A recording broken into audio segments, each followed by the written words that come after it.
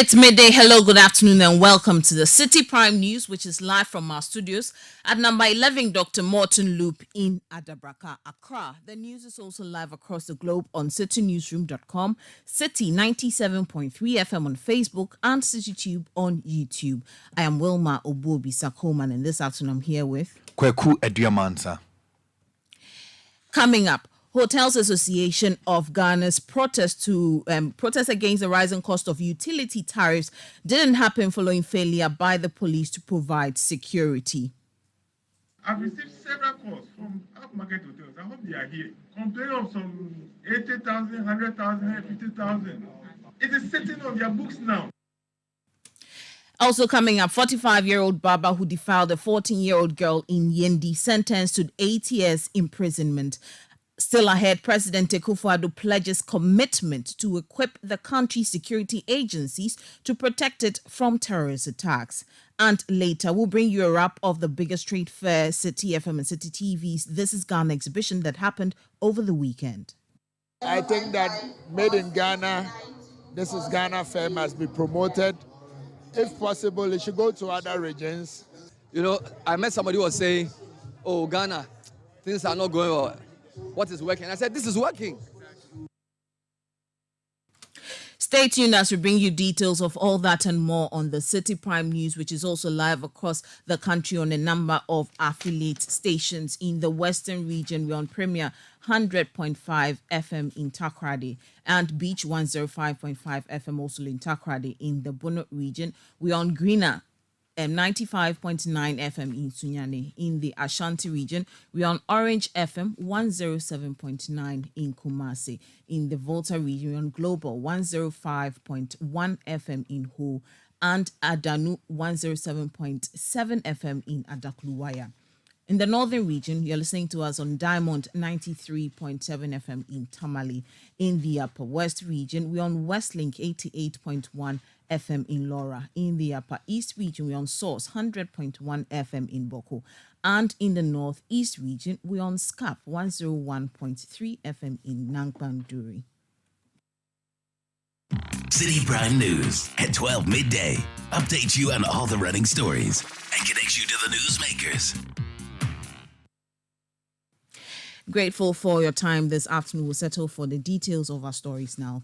The Ghana Hotels Association is today marching the streets of Accra to protest soaring utility tariffs. The group says an astronomical increase in water tariffs by 167% in February 2023 has left huge debt on the books of hotels. However, attempts to get the Public Utilities Regulatory Commission to review the situation has yielded no results. President of the Ghana Hotels Association, Dr. Edward Akanyamike, addressed the press before the march.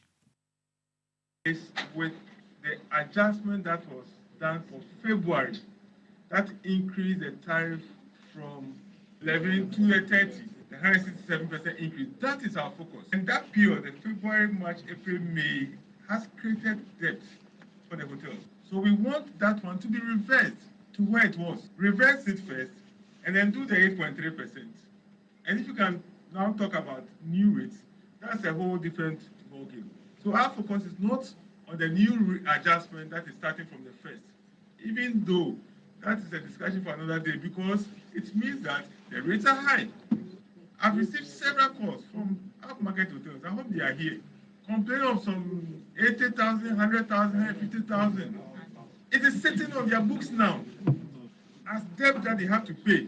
And the Ghana Water Company has released their dogs on them to get them to pay, otherwise they cut them off. It is not fair. Dr. Edward Akanyamike is president of the Ghana Hotels Association. However, Citi News is picking news that the protest didn't happen. We'll go over the phone lines to speak to our correspondent, Charles Owusukumi, who is with the protesters to tell us more about it. Charles, many thanks for joining us. Tell us the situation there. We understand the protest didn't happen.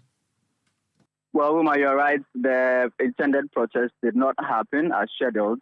They had intended to march from the press center to the offices of the PRC, but they did not get the necessary police clearance to go on this protest.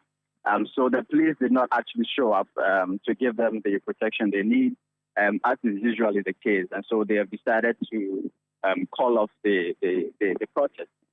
However, the leaders have come to the PRC themselves to present their petition, even without the march. So that is what they have done. They have come to the PRC and they have now successfully presented that petition. Before all of this, they held a press conference to enumerate some of the issues they say are crippling the hospitality industry. Apart from the utilities that you've mentioned, they also talked about the COVID-19 levy and some other stuff, taxes that they say it's burdening the hospitality industry. If you permit, I have with me here the regional chairman of the Ghana Hotels Association. Yes, Greater Accra. We would like to say a few things and the reasons why they did not get the necessary police protection. Why didn't this protest come up in the first place? We sent a letter on the 14th, and when we got there, we tried. They called for a meeting. We went on several occasions. They didn't give us audio. Until yesterday, I said, okay, let me go and pass by. And then they said they cannot allow us to have it because today's Homo and they don't have enough men.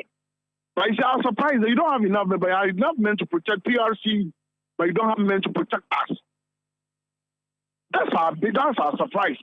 Then we even gave them our numbers were not that huge, 100 people. And these are hotel owners. Definitely, we are not going to do anything violent. We even had our own security. So most of their security, when they go on retirement, they come, we employ them. So when they come to organize it, we have taken all the safety precautions and all that. But they said we should rather postpone it to tomorrow or Thursday. After we have done a lot of media engagement, logistics, people are already in Accra and say you should postpone. It cannot be possible. Because we are law abiding. Okay, we decided to have the press conference and then just drive here. The most important is that we have presented our petition to PRC. But when we came and we saw the police here, that was our surprise. So you saw police officers protecting the PRC. Yeah, protection, yes. You understand? At least you didn't need much to protect. At least 2 or 3 would have done the protection. So they were expecting that you come here? They were expecting us to come here. And when we came, we saw rather protecting the building, protecting them. We are hoteliers. We will not do anything to jeopardize our business or the nation. You understand? We are not happy about the things that we are going through with this high tariffs and all that. That's all. What's the next line of action for you? We are just waiting. We'll give them some time. If they don't respond, we'll put the plan B. And that plan B will not tell anybody. But we'll let you guys know about it. All right. So, Wilma, that was the Greater Accra Regional Chairman of the Ghana Hotels Association. They didn't get protection from the police for their march, but he says that when they came to present their petition, they found out that there were police officers here protecting the offices of the TURC. Thank you so much for that update. That was my colleague Charles Owusukumi giving us an update of the Ghana Hotels Association protest that then come on following failure of the police to provide security for them.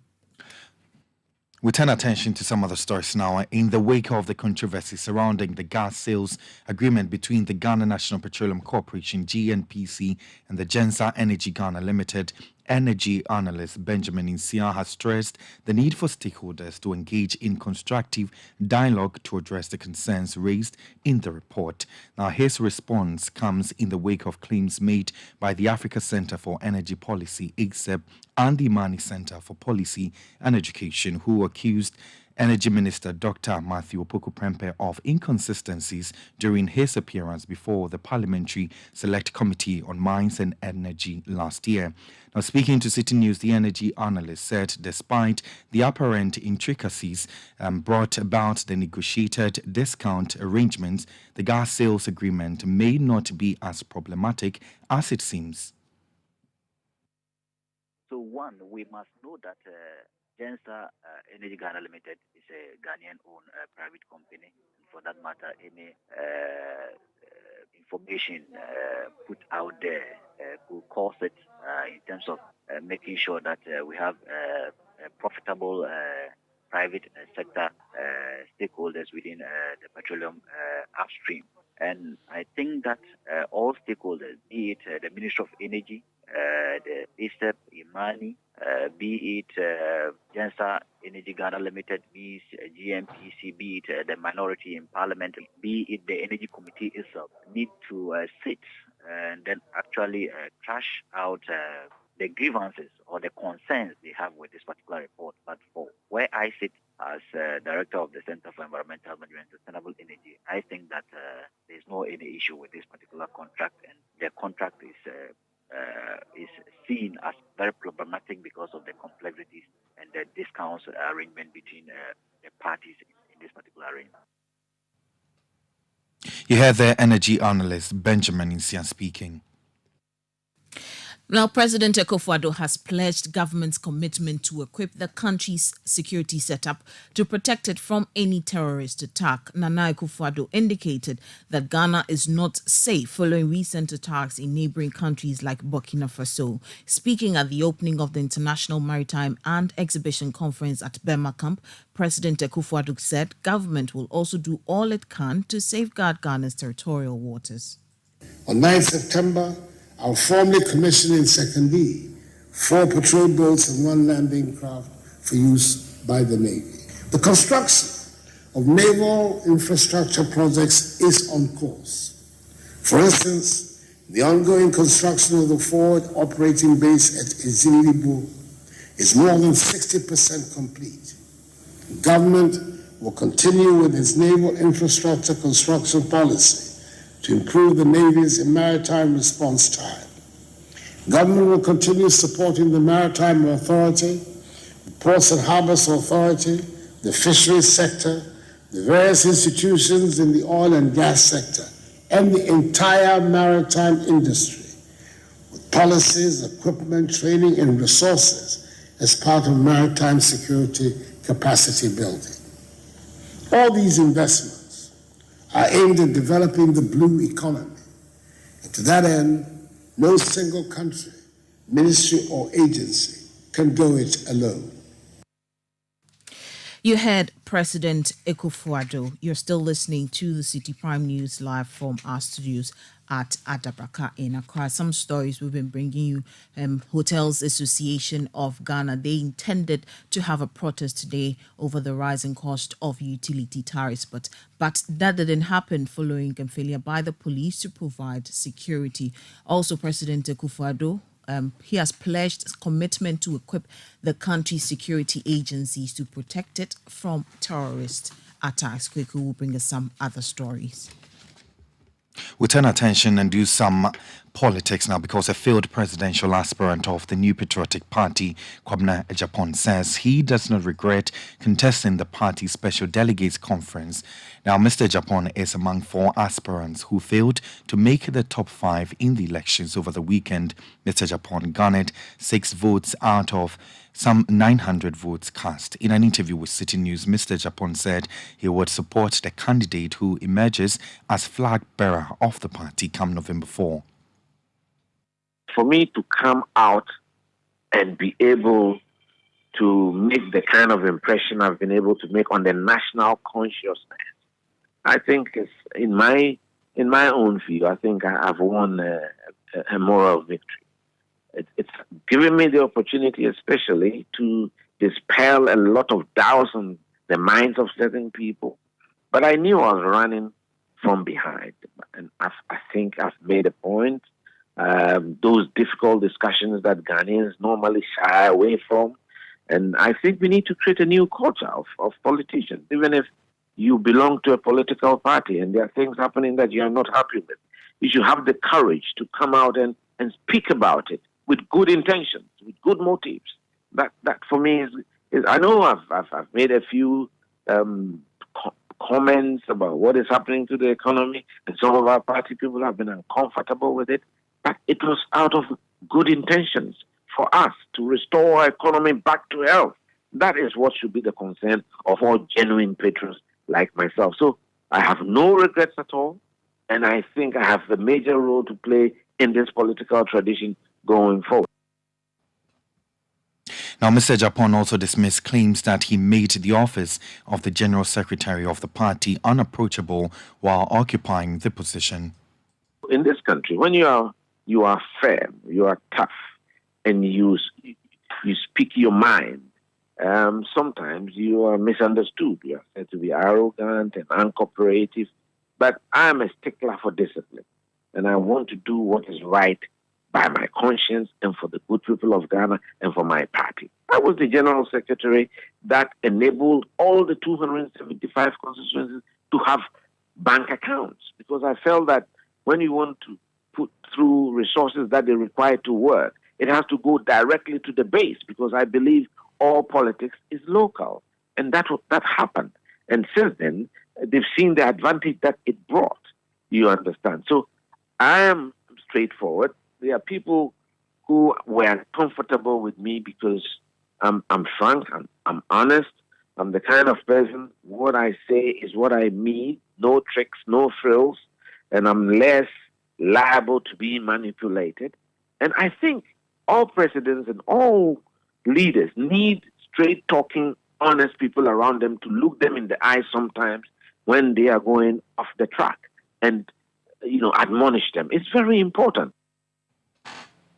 You heard there Kwabena Ejapon, who is a field presidential aspirant of the New Patriotic Party. We'll stay a little while longer with the NPP because another failed presidential aspirant, Kwadwo Poku, says he would re-strategize should he decide to contest again in the coming years. Mr. Poku had 3 votes in the elections. Speaking to Citi News post the contest, Kwadwo Poku said he would rally his supporters behind the desired candidate. Going forward, if I ever want to now do this thing again, I will have to strategize and basically decide that is my message what the delegates want, or I have to basically change my messaging and have a message like the others. I'll do my research, find out what these guys did that I did not do, and the next time around I'll be able to go out there and perform better. But for my first rodeo, I think I have done well. I'm very happy with myself. My biggest strength before all these things came up, or these super delegates, my biggest strength is electoral area coordinators and polling station executives, because all my reps around the country, that is why they were calling me KMP, the voice of the youth, because I started off with the local, what you call it, the grassroots, which is the electoral area coordinators and the polling station executives. Now, I need to go to them and say that, look, unfortunately, we couldn't make it through the hurdle where I will come to you and we can show the whole world how popular we are. I need to find out from them who they are comfortable with, okay? And I'll take guidance from those people. And if they direct that, look, we are comfortable working with you with this person, in 2 weeks, I'll have done that consultation and I'll come out and tell the whole world who me and the KMP fans are supporting. Kwadwo Poku is a failed presidential aspirant of the New Patriotic Party. Still in the camp of the New Patriotic Party, the party has given the assurance that concerns of all stakeholders in the aftermath of the Special Delegates Conference will be addressed. Now the party has announced plans to hold a runoff between Boakye Jako and Francis Adainimo, who both received the same number of votes. Citi News' Hansen Ajiman has more in this report. The Special Delegates Conference yielded a range of results. Vice President Dr. Mahmoud Bawumia anticipated to emerge as the front-runner among the 10 contenders, not only secured a resounding victory, but also led at all 17 voting centers. Leading up to the polls, Vice President Bawumia's campaign displayed confidence in the success. Their primary concern was the percentage of votes he won Ghana, aiming for over 70%. Ultimately, they expressed satisfaction with the 68.15% lead achieved. I think the Vice President, just as you know, is humbled by the strong show of confidence in him by the party people.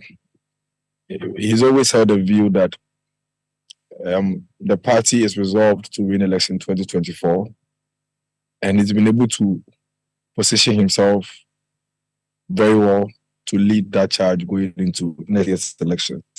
An intriguing twist in the results was Kennedy Ohene-Agyapong's second place position ahead of Alan Martin. Agyapong initially expected to win the third slot, surprisingly secured second place with 14.30% of the total votes cast. His campaign team attributed this to their message resonating with the party's base. In most of the polls, sometimes they will list number one, second this, and they try not to even mention Honorable Ken as if he was not in the race. So it has come as a surprise to many because of the good showing and the position that he has been. And I have to congratulate him. Alan Martin, however, appeared to fall short of expectations. Despite his camp's desire to rank within the top 5, he was projected to secure second place behind Dr. Bawumia. Despite placing third with 10% of total votes, Chamantin's team expressed contentment with their performance. Chamantin himself extended appreciation to the 95 delegates who supported him. The polls aimed to select 5 individuals for presentation to a larger set of delegates exceeding 200,000 on November 4 to determine the NPP's leader for the 2024 general elections. Based on Saturday's results, Dr. Bawumia, Kennedy Agyapong, Alan Martin, and Dr. Owusu Efriakoto secured the first 4 slots for the November 4 polls. 2 candidates, Boakye Jako and Francis Adenimo, however, each received 9 votes. The party scheduled a runoff for the 2 on September 2, 2023. However, Boakye Jako's team issued a statement on Monday clarifying his participation in the runoff following reports of his withdrawal from the September 2 election. Stepping down is not on our table here. Like I said, all those aspirants that have put up themselves up for the election are good materials in the party. But Honorable Boakye Jako, who has canvassed the length and breadth of this country prior to these elections, when you compare the job we have done at the grassroots level to that of Honorable Adenimo, we beg to differ. Jako's team is attempting to convince the other candidate, Francis Adenimo, to consider withdrawing. It is something we sought to do. We were the first to approach Honorable Adenimo to sort of talk to him to let him know that Honorable Boakye Jako, history is favoring him, performance is favoring him, and he resonates with the grassroots more. We have canvassed the length and breadth of Ghana more. So probably if he is willing to give us the nod, we will appreciate that favor. Calls for a compromise where one candidate withdraws for cost and time savings have emerged, though the party is open to the idea but won't impose it. There is a saying that democracy is very expensive. So once democracy is very expensive and we have reached this particular stage, the only way for us to clear it is to allow all of them to go. If there is that consensus, I believe that it has not come out today. If there is consensus, I think that the party will welcome that and the election committee will take a cue from that. Despite the peaceful nature of the poll, isolated incidents of violence were reported at some centers.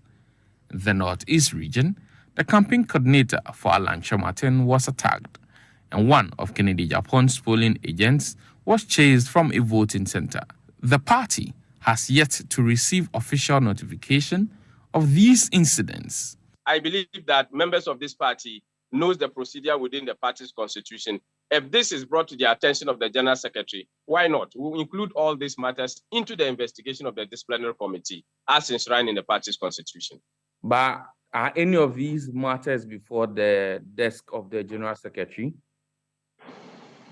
Not really. If it was, I would have been very much aware, and it would have been part of the issues that were raised in this letter that has been released yesterday. Alan Martin condemned the attacks as an affront to the party's democratic credentials.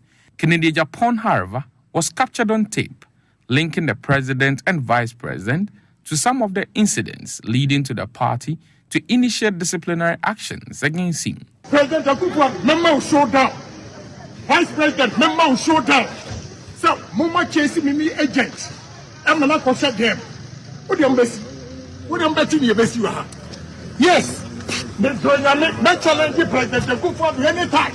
Dr. Bawumia's team remains undeterred by the perceived threats. The New Patriotic Party is a huge organization, and I can assure you that no single individual has absolute control over the New Patriotic Party. So some of these things, when we hear and see them, we think it's just some braggart who is just trying to throw his weight about, and let his people feel that he has some, extraordinary capability more than, he has. Meanwhile, Kennedy Japan's camp organized a press conference to contextualize his statements, shedding light on what provoked the Assent Central Member of Parliament. What actually transpired in the Northeast region, they were all showing their votes to the next person following them. After showing, because it was like 1, 2, 3, 4, the fourth person that the confusion came on the side of the regional youth organizer.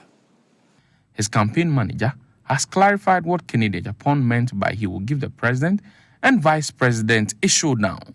It's only then meant that come November, no matter what happens in this time, he's going to be a victor.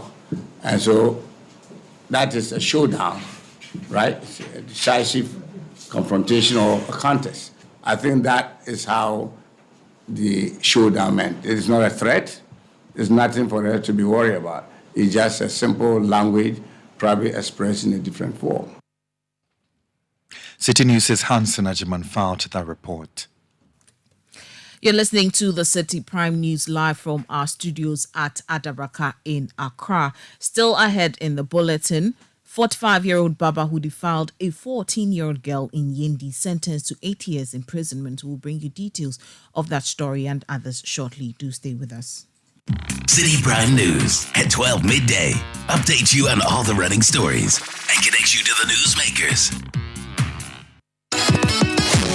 The grand finale of the Literacy Challenge 2023 is here. Congratulations to our top 10 finalists. But the big question is, who out of our top 10 wins the ultimate prize of 10,000 Ghana cedis, a trophy, 6-month supply of Ribby Crunchy biscuits, and the bragging rights as the Literacy Challenge winner for 2023. Support your favorite student and let's promote literacy in Ghana. Tune in live to Citi TV for the grand finale on Saturday, 7th October 2023. Call 0558-973-973 for inquiries. The Literacy Challenge 2023 is powered by Citi TV, supported by 97.3 Citi FM, and is sponsored by the Ghana National Gas Company, Ribby Crunchy Biscuits by M4 Foods, SIC Insurance PLC, Perspectives Ghana Limited, Dex Technology, Alive Soap, and Fortune Rice.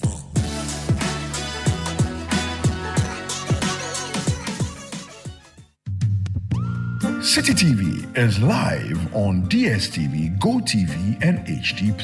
On DSTV, find us on channel 363. On GoTV, we're on channel 117, and on HD+, get us on channel 108. On a digital TV, run a new search, but take note that without an antenna, you cannot access Citi TV. Citi TV can be accessed on any free-to-air digital box like the GoTV and HD+ boxes. Citi TV, it's your world.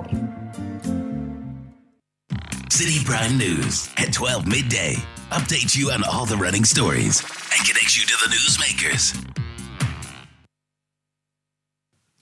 Yeah, welcome back. Now, the Northeast Region Office of the National Disaster Management Organization, NADMO, says it is encountering challenges to access some parts of the region that were affected by a recent flood. Communities including Tunguri in the Waliwali and Nalerigu highway were submerged after the downpour, consequently restricting access to adjoining communities. Speaking to Citi News, the Northeast Regional Director for NADMO, Alhassan John Kweku, highlighted his outfit's intervention in providing relief to the affected residents and further called for support to extend its reach. Some of the communities are not accessible, so we are unable to go there. If you look at the Yinyo Nason district, for instance, the Eastern Corridor route, that is the portion of the roads have been washed away, so making it difficult for people to apply on the route and also to get to certain communities. You know, most of the people to depend on the markets. So, and the main market there is the Bentry, the Nason, and then the Gushegu market. So, if you want to access Bentry from Napanduri, then you may have to pass through Nalerigu, which is making it difficult for the people of that area. So it's not an easy thing, but you know, they are coping up with the situation, and not much we are on the ground. NADMO further cautioned residents along the White Volta and its adjoining communities to evacuate to safer grounds following the spillage of the Bagri Dam on the northeast region's border to Burkina Faso. You know, they opened the Bagri Dam too, and then yesterday the updates we got was that the water upstream level also keep on rising. So there is the possibility for them during the spillage, and the volumes of water that will come could also affect residents living along the White Volta. So the sensitization is also ongoing. We have always engaged residents along the White Volta to evacuate to safe havens, and those who are living lowlands should also move to higher grounds. And then those who have their farms along the White Volta should also move to higher grounds for them not to be affected when the water comes. And you know, when it happens like that too, natural habitats of reptiles is also being disturbed. So we have asked the residents to be on the alert and to be on the lookout so that they are not affected by these reptiles. You heard the Northeast Regional Director of NADMO, Alhassan John Kweku. So we take you to the courts now because a 45-year-old man has been sentenced to 8 years in prison by the Circuit Court in Yindi for defiling a 14-year-old girl. Now the convict, Tahidu Abdul Razak, who pleaded guilty, was asked by the court to pay an amount of 5,000 Ghana cedis to cover the victim's expenses or serve an additional year in prison.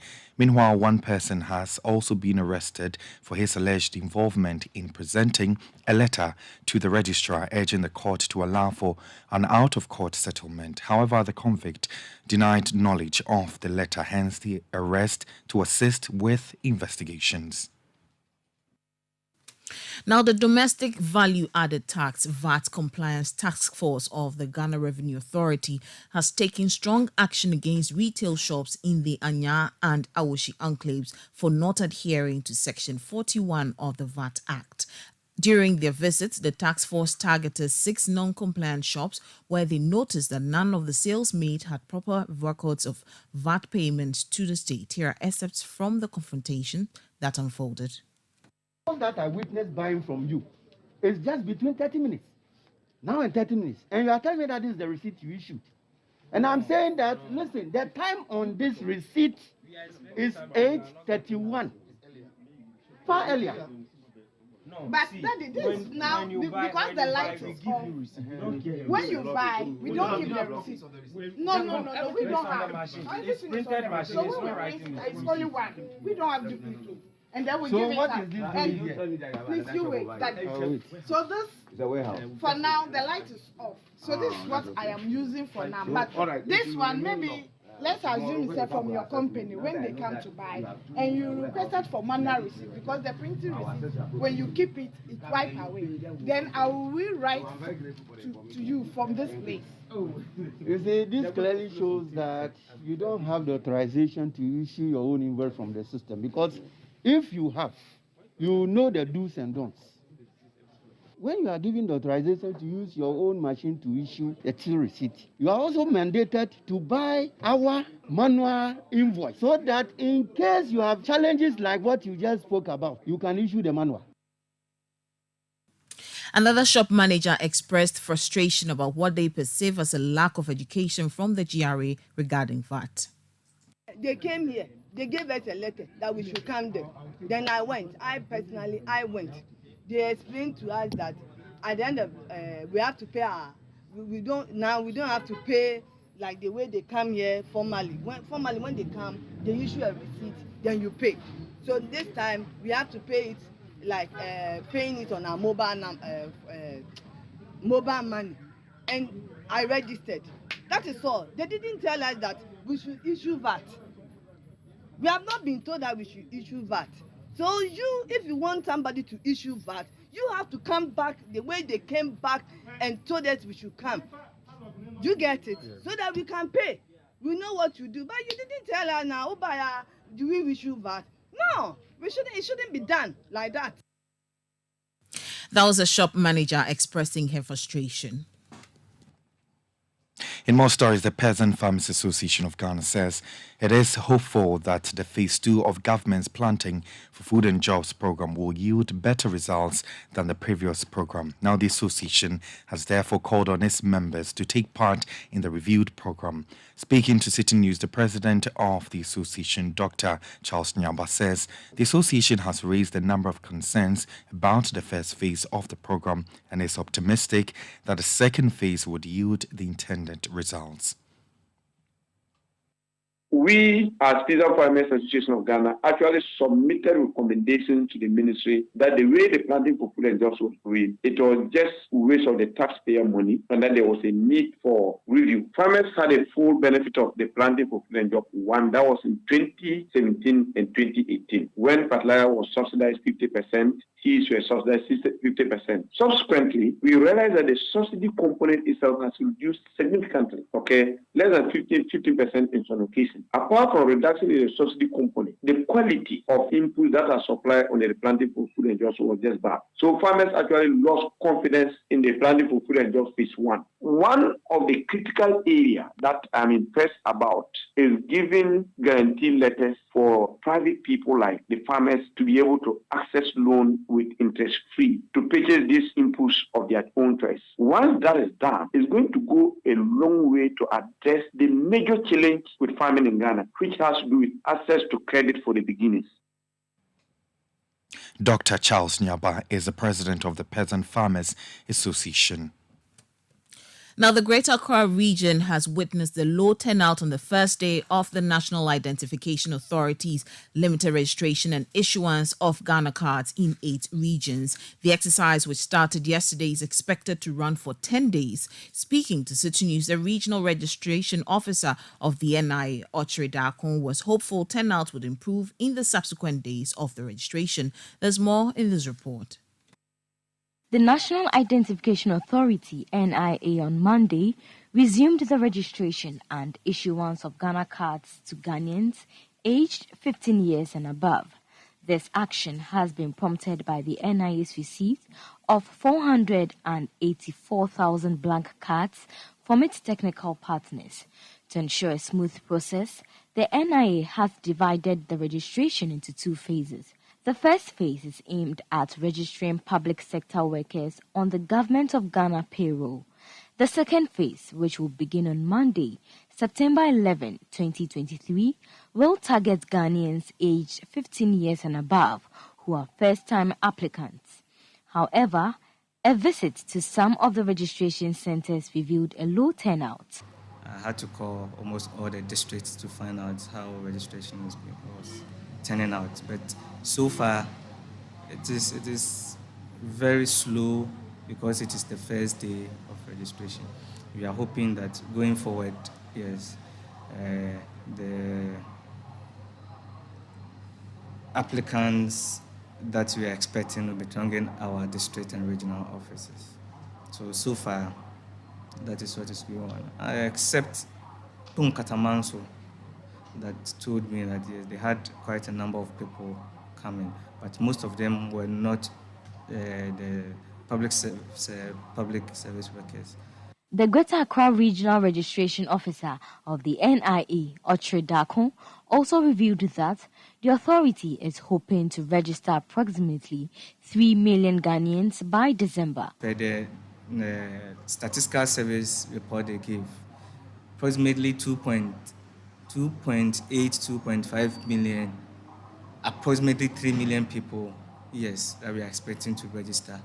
So if that is done, we hope that by December we should be able to capture every prospective Ghanaian aged 15 years and above onto the National Identity Register. During phase 2 of this exercise, individuals wishing to replace lost, stolen, or damaged Ghana cards or to correct their names or date of birth will also have the opportunity to do so. I just use this medium to appeal to all Ghanaians who are yet to register to go to any NIA office within their locality, the district assemblies, the municipalities, to get their Ghana card. Those who have already registered and are yet to receive their cards should go to the same district offices to pick up their cards, because we have a lot of cards sitting at the district. Yes, we have embarked on community issuance as where we registered during the mass registration. We take the cards to those communities to issue. Yes, the turnout has been quite impressive, but we still treat all Ghanaians who have not received their cards to go to this district to pick up their cards. The report was filed by Citi News' and Shelley Ziwu. You're still listening to the Citi Prime News live from our studios at Adabraka in Accra. Still ahead, we'll bring you a wrap of Citi FM and Citi TV's This is Ghana exhibition that happened over the weekend. Do stay tuned for more. Citi Prime News at 12 midday. Update you on all the running stories and connects you to the newsmakers. You know the now. You are living the now. You feel secure in the now. But what about tomorrow? What happens when you can no longer do the things you love? What happens to your loved ones when you are no longer here?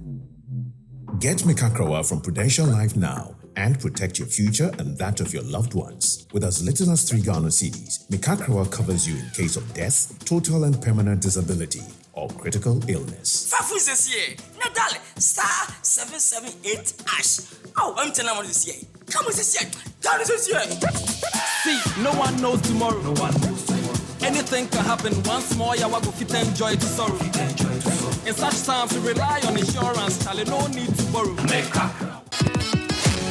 The grand finale of the Literacy Challenge 2023 is here. Congratulations to our top 10 finalists. But the big question is, who out of our top 10 wins the ultimate prize of 10,000 Ghana cedis, a trophy, 6-month supply of Ribby Crunchy biscuits, and the bragging rights as the Literacy Challenge winner for 2023. Support your favorite student and let's promote literacy in Ghana. Tune in live to Citi TV for the grand finale on Saturday, 7th October 2023. Call 0558-973-973 for inquiries. The Literacy Challenge 2023 is powered by Citi TV, supported by 97.3 Citi FM, and is sponsored by the Ghana National Gas Company, Ribby Crunchy Biscuits by M4 Foods, SIC Insurance PLC, Perspectives Ghana Limited, Dex Technology, Alive Soap, and Fortune Rice.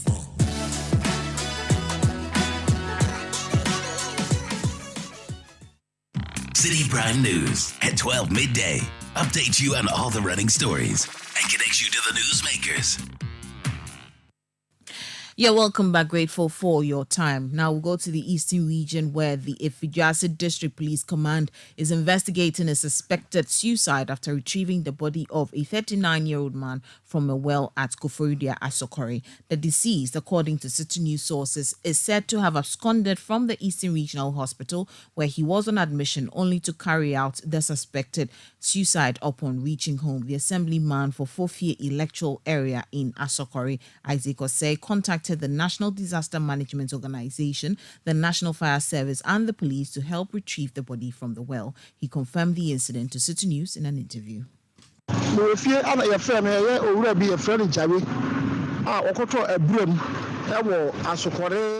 received a call this morning that a man by the name Shawe had drowned in a well close to the Asokore Palace. Upon reaching the scene, we saw his footwear, walking stick, and cloth lying there. I immediately informed the police, fire service, and NADMO about the incident. Through the help of the National Fire Service personnel and NADMO officials, the body was retrieved from the well. The deceased was then conveyed to the Koforidua St. Joseph's Hospital morgue. We will file a police report and meet the family to make necessary arrangements. Police report na abusuafoɔ no ne ayini akwakohwɛ ekwan a yɛde body no bɛfa so. That was the assemblyman for Fofie electoral area, Isaac Osei. Let's take you to Parliament now, because the minority there says they are ready to stage their protest at the headquarters of the Bank of Ghana on September 5, despite police disapproval to the proposed routes for the demonstration. The opposition party in Parliament has been citing reckless management of the central bank and the 60 billion Ghana cedi losses incurred in its 2022 financial report, and issued a 21-day ultimatum to Dr. Ernest Anderson, the governor of the Bank of Ghana, and his deputies to resign or face their wrath. Now, with less than a week to the protest, the minority group says that the security zone reasons given by the police are troubling and are not convinced with the alternate routes provided them. Roxanne Nelson Defiamepo speaks for the minority group. When they sent us a letter after the meeting to indicate that they were going to give us a new route for which we would have to proceed in the course of the march, was unacceptable to us. So we have responded to that letter. They are yet to react to the letter that we sent. The date is approaching, so we are prepared, and we think that the police, under the relevant laws, ought to provide their duty under law to safeguard our safety in the course of the march. Why are you still bent on using that same route to We are embark on your not. protest? Listen, the law is very clear on this matter. Go and read NPP versus IGP. The Supreme Court has said that we do not need a police permit. All you need is to notify the police. That's according to the law. But for security reasons. We are not seeking police permits to go and to march to Bank of Ghana. We are not asking for a permit. We are just notifying the police as the law requires. You hear there the Member of Parliament for South Dai, Roxanne Nelson Defiamepo. Now, a former Deputy Trade Minister, Robert Ahom-Kalinse, has commended Citi FM and Citi TV for the annual This is Ghana Trade Exhibition. On day 2 of the exhibition, the former Deputy Minister, who attended the event with investors from Bahamas, was excited by the quality of exhibitions and encouraged Ghanaians to prioritize made-in-Ghana goods to help grow the economy. The forecourt of the Accra Metropolitan Assembly has been bursting at its seams in the last 2 days as Citi FM, Citi TV's This is Ghana exhibition has brought together the finest, the best of Ghana, from products to services to business solutions. And it's not surprising that the former Deputy Trade Minister, Robert Ahom-Kalinse, after visiting the various vendors, was blown away. He had this to say to Ghanaians, that we should patronize our own. Well, a couple of things. One of the things which amazed me is what we're doing, for instance, with our shea butter. I just came from a place there, and you know, it's a gold mine that we haven't fully mined. And so what has amazed me, to be honest, is the quality of the packaging. And that has really blown my mind, because we've always had the product, but our packaging has let us down. And so as I've been going around, I've seen what we're doing with the shea butter. I've seen some of the things we're doing with chocolate, which is fabulous. And it is again the quality of the packaging. See, we've always had the ingredients, but we haven't packaged in a manner that makes it very attractive to the consumer. Seeing some of the things that the atomic energy is doing surprised me. You know, you think of atomic energy, it comes to your mind, nuclear waste. That's what you think about.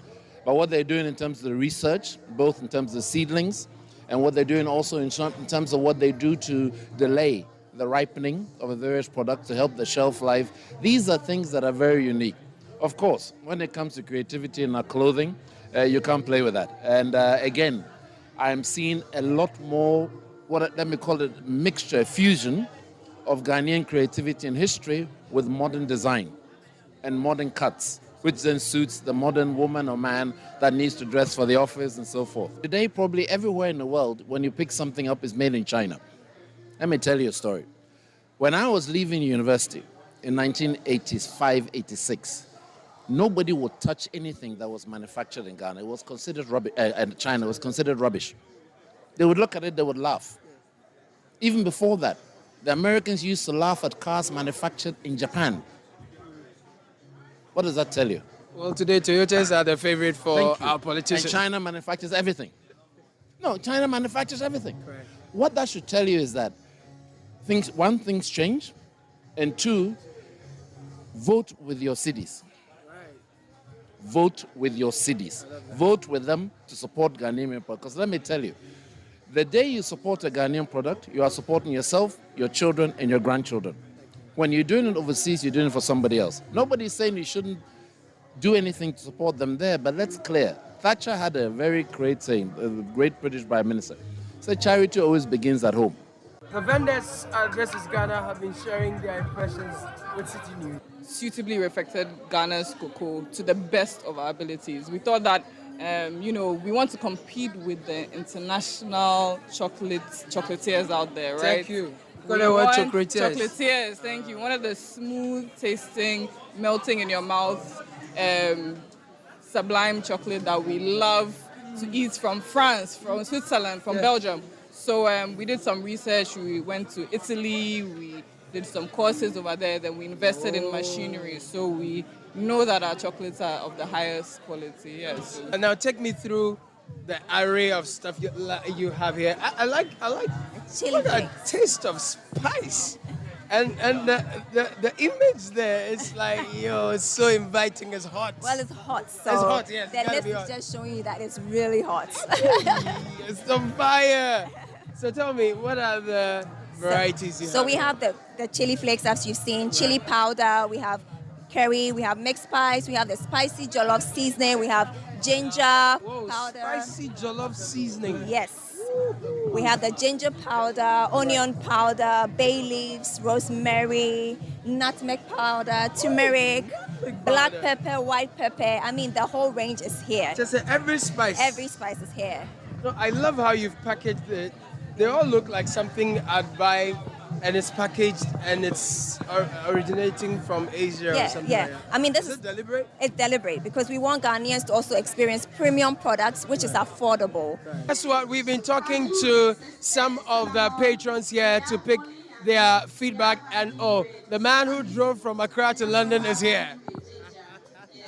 Thank you. What's your impression of the This Is Ghana exhibition? It's impressive. I was here last year and seeing the quality of stuff people are presenting. For instance, I just saw a perfume and you won't believe it's made in Ghana. The fragrances down there with Dawa Dawa and Prekase and even Abrofunkatie. So, in a nutshell, we have a lot going on in Ghana. I think that made in Ghana, This Is Ghana Fair must be promoted. If possible, it should go to other regions because, this one is just us in Accra who are seeing this.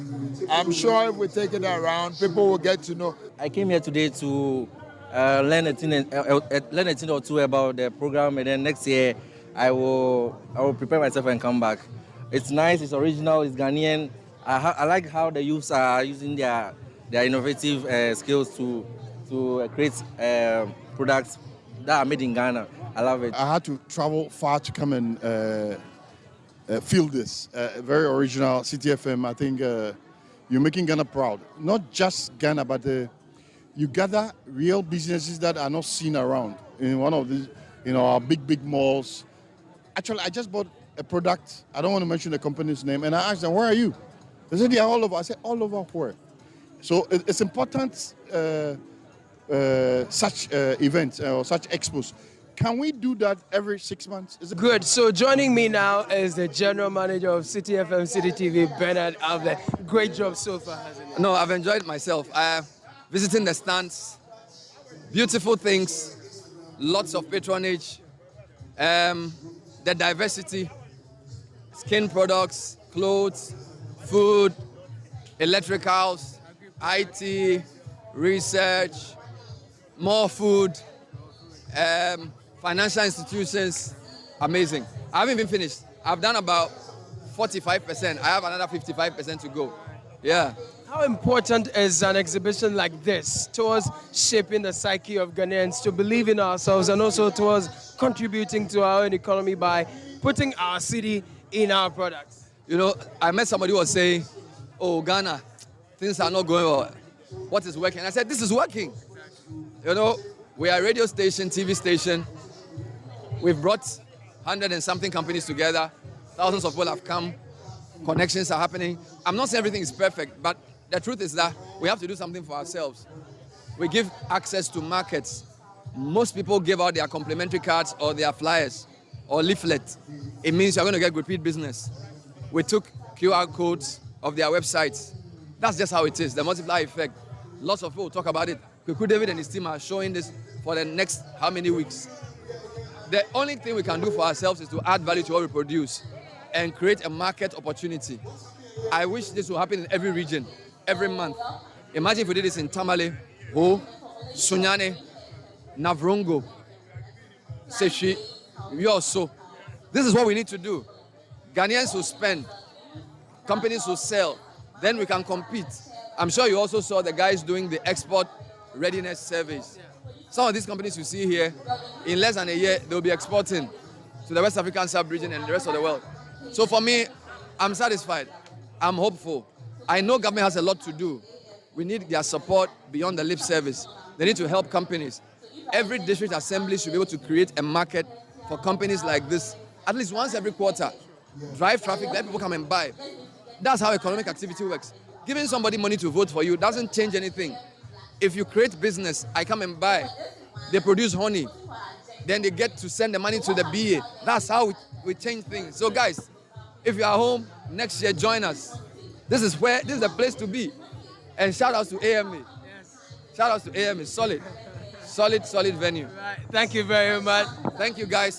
This is Ghana. Thank you for patronizing. So that is our contribution, Citi FM, Citi TV, to making Ghana work. We call it This is Ghana. So whatever decision you make, you're spending, make it Ghana. For Citi News, I am Caleb Kuda. Still in the bulletin, the chief of Tamale, Gupeguna, has asked the police to immediately release the suspects arrested in Tamale yesterday.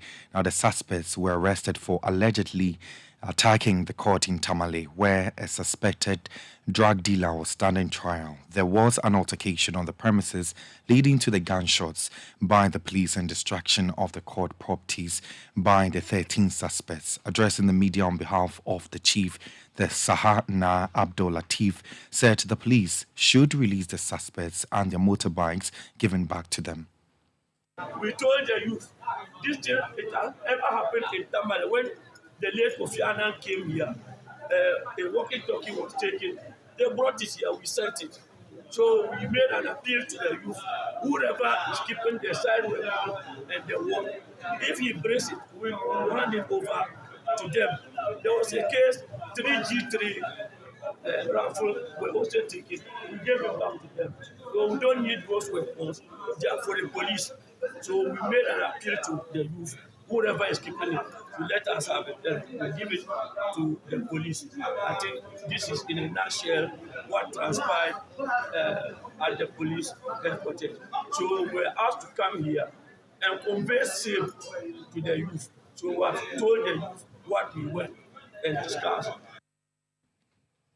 You heard there Sahana Abdul Latif speaking on behalf of the chief of Tamale, Gupeguna. And that's it for the Citi Prime News, which has been live from our studios at Adabraka in Accra. The news was live across the globe on citinewsroom.com, Citi 97.3 FM on Facebook, and CityTube on YouTube. For more news, you can log on to our website, citinewsroom.com. I'm Wilma Obubi Coleman, and I did this with Kweku Ediama Ansa. Up next is the afternoon's edition of the Citi Business News. Many thanks for doing the listening, and do have a good afternoon. City 97.3. More variety. City 97.3.